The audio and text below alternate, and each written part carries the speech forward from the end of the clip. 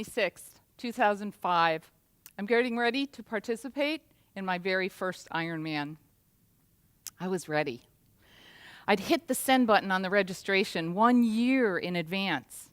The mental and the physical training started that day. I hired a coach.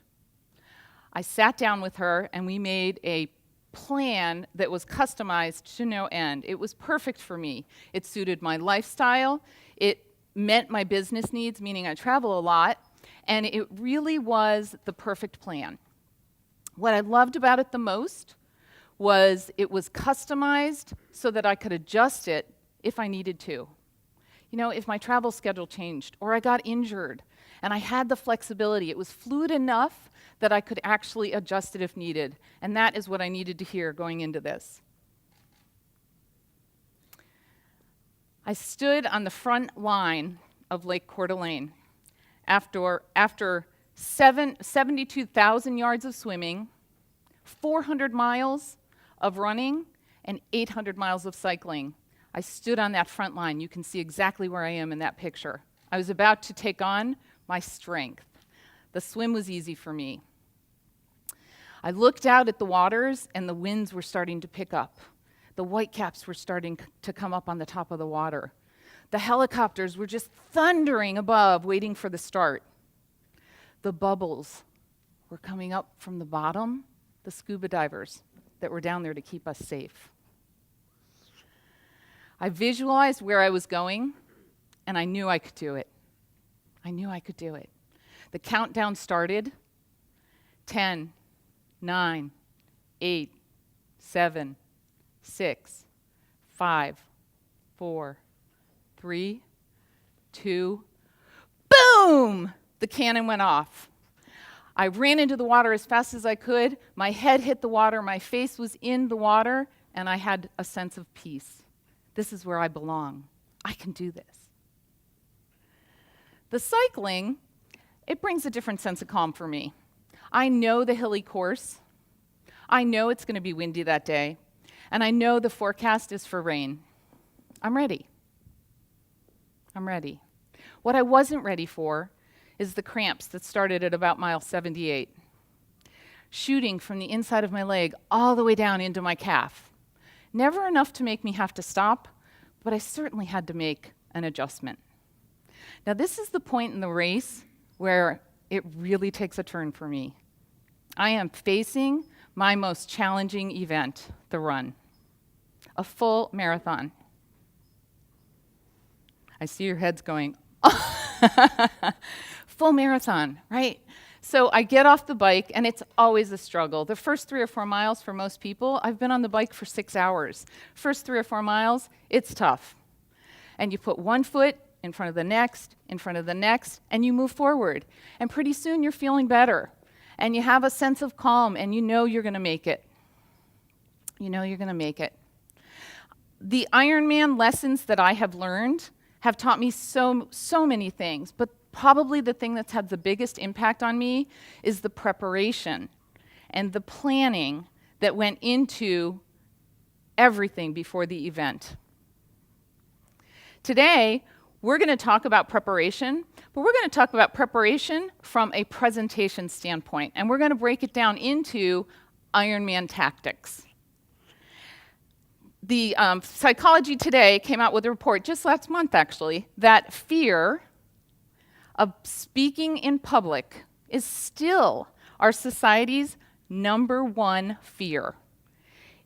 It comes in before death, which means you would be rather be in the casket than giving the eulogy. Today is the day we say no more. No more fear of standing in front of people. No more fear of getting up and giving a presentation to my colleagues. Because today, you're going to learn the Ironman tactics. So let's break it down. We're going to start first with the introduction.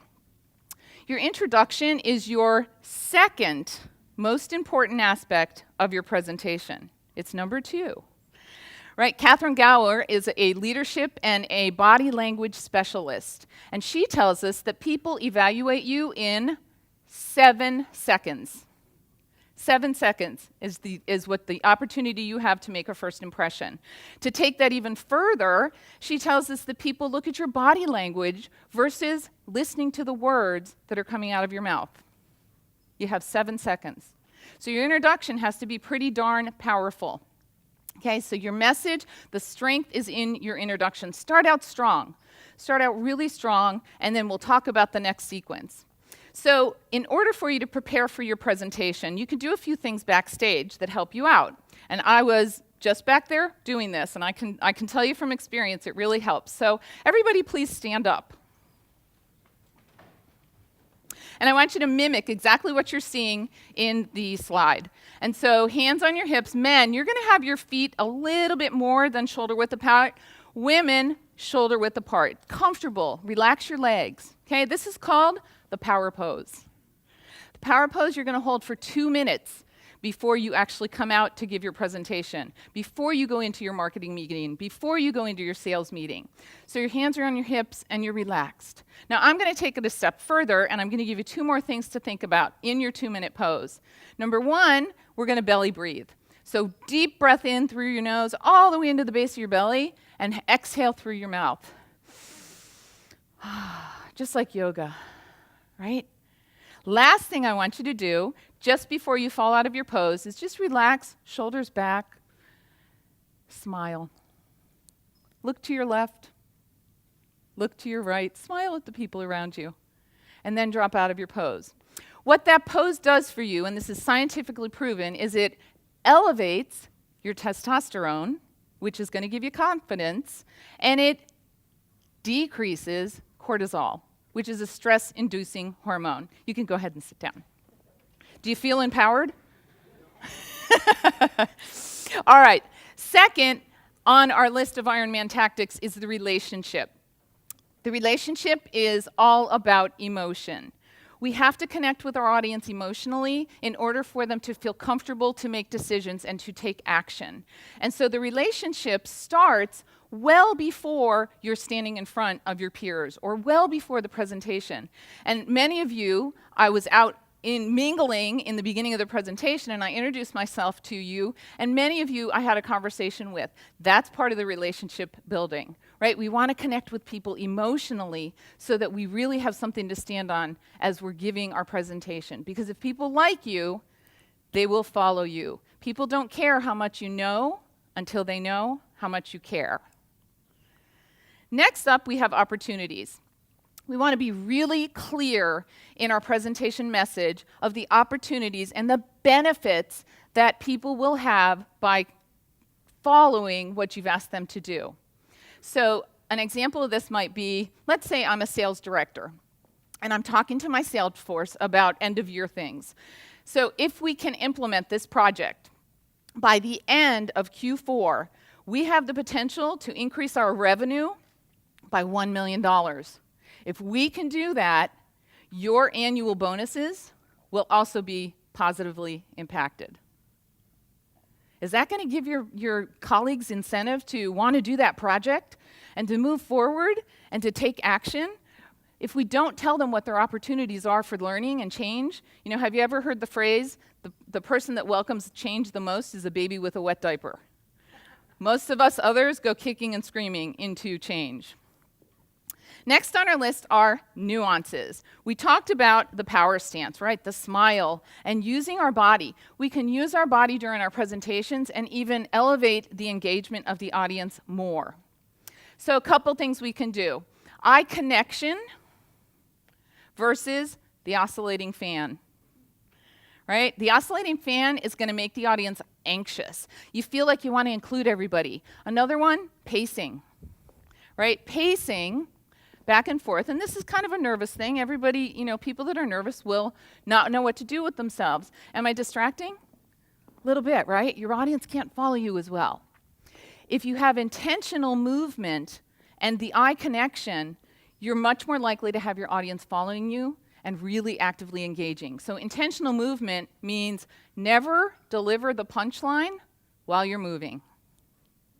So you make a point, silently walk to the other side and deliver the punchline. Okay, so that's intentional movement. The last nuance that I think is really important is opening up your body language. And so, again, when people tend to get nervous, they close up, they cross over, or their arms are behind. I've heard this position called the fig leaf, right? So see what happens to me when I do this? I become very small. I don't appear nearly as confident, right? And so opening up our body language, remember when I asked you to stand, I said, everybody please stand. I opened up my arms, I had my palms facing up, and I asked you to do a command. Versus pointing, okay, Kim, I want you to stand up, and I want you to stand up, and then a couple other people in the audience stand up. If you're pointing, it's more of an accusation. It's not as comfortable to people. And this makes you look like you're very confident. Makes you look like you are, right? Even if you're not. All right, next, our message. Our message is super important to know forward, backwards, right, left, inside, and out. You have to know your message and know very clearly what you are trying to achieve in your message. And so think about delivering your message kind of like dating, right? Dating. It starts off with a bang, right? It's hot and it's heavy and everybody's engaged. And then you kind of mellow out. You get to know each other a little bit better and you get comfortable. You have highs and you have lows. And then it climaxes. And I don't know what you're thinking about climax, but my climax is you either break up or you move forward in your commitment, right? And so in your message, your most important aspect of your message is your grand finale. Remember in the beginning, I said your introduction is your second most important aspect, right? And so your finale is your important, most impactful message that you should provide to your audience because that's what they're going to remember when they walk out the door. That's what they're going to remember. So follow this rule as far as developing a presentation. If you are using PowerPoint, follow this rule. 10, 20, 30. 10 slides every 20 minutes and 30 font. The 30 font's the killer, right? Everybody wants to put the stats and the bar graphs and the pie charts and the little writing and, you get into a presentation and you hear the person standing up giving the presentation say, I know this is too small for you guys to read, so I'm just going to highlight some of the things for you. What do? Oh, when's this going to be over? Right? So try to stick to that 10, 20, 30 rule. The A stands for action. Your audience wants you to succeed, and they also want, just like Steve said, homework. They want homework because they have to know how to apply what they just learned. Really, really important to give your audience a plan of action. And so follow the 3 W's. What would you like them to do? Who is going to take the lead? And when are you going to do it by? For example, next week at our staff meeting, let's talk about having Lisa come in and give a workshop to our team on presentation skills. Kim, would you like to take the lead on that and contact Lisa, find out what dates she has available, how much time she would need, and if she would like to do a keynote or a workshop for us? You think you can do that? Perfect. At the end of that meeting, we'll confirm a date, and we will move forward in scheduling that with Lisa. Okay, so you got all the W's in there, right? The what you want them to do, who's going to take charge, Kim's our lead, and when we're going to do it by. Give them a plan of action because it will help them follow through on the message that you've already delivered. Last is never, never, never give up. And you might feel like if you start to implement the Ironman tactics and the principles of delivering a presentation, you might feel a little awkward, right? Just like the first time you rode a bike or the first time you tried to run a race, right? The first time you try to do anything, it's a little bit rocky. That's okay. And you know what? No presentation is perfect. And you shouldn't try to be. People want to see your human side, right? It's okay if I come out and trip, or if I didn't say that exactly like I anticipated saying it. It's okay. And you should feel the same way. So take one part of the Ironman principles and start to apply them. And so if the most important parts are what? The introduction and the finale, right? So start with those two. I always tell people you eat an elephant one bite at a time. So you can't take everything on at once. Go for that small bite at a time. Start with your introduction, okay?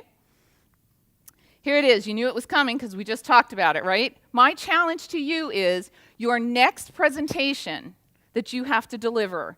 And it doesn't matter who it's to. It can be to your colleagues. It can be to your managers. Whatever your next presentation is, use the Ironman principles. Apply some of the Ironman principles so that you can deliver an impactful message so that people take action.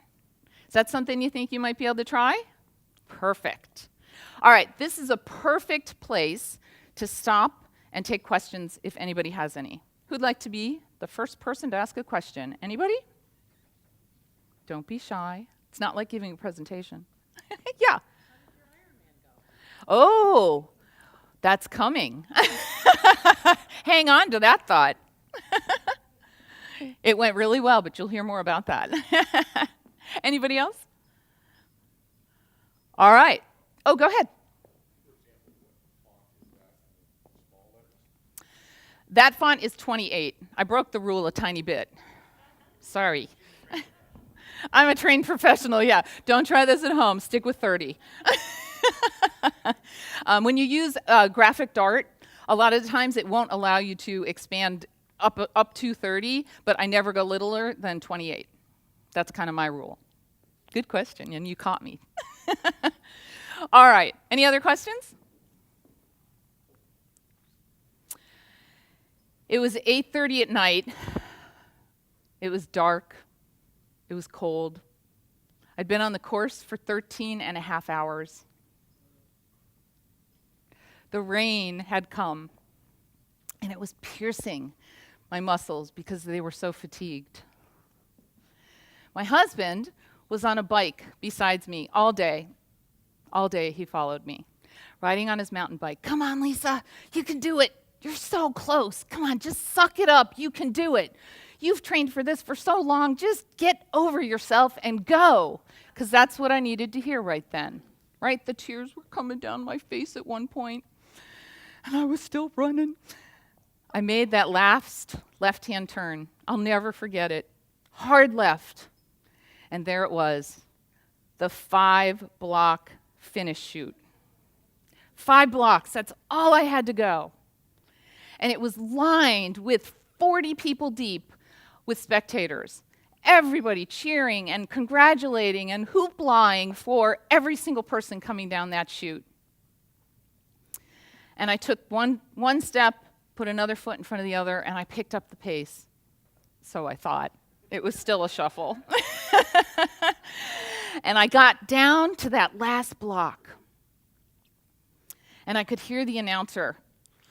And he said, Lisa Copeland, you are an Ironman.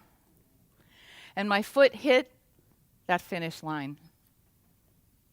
I put my arms up in the air and I thought, oh, I can't believe it. I can't believe it. And I looked up at the clock. I had accomplished a full Ironman, 140.3 miles. You don't ever leave that 0.3 out. And I looked up at the clock, and guess what my time was? Exactly that sequence of numbers. 14 hours, 3 minutes, and 10 seconds. What a day, huh? What a day.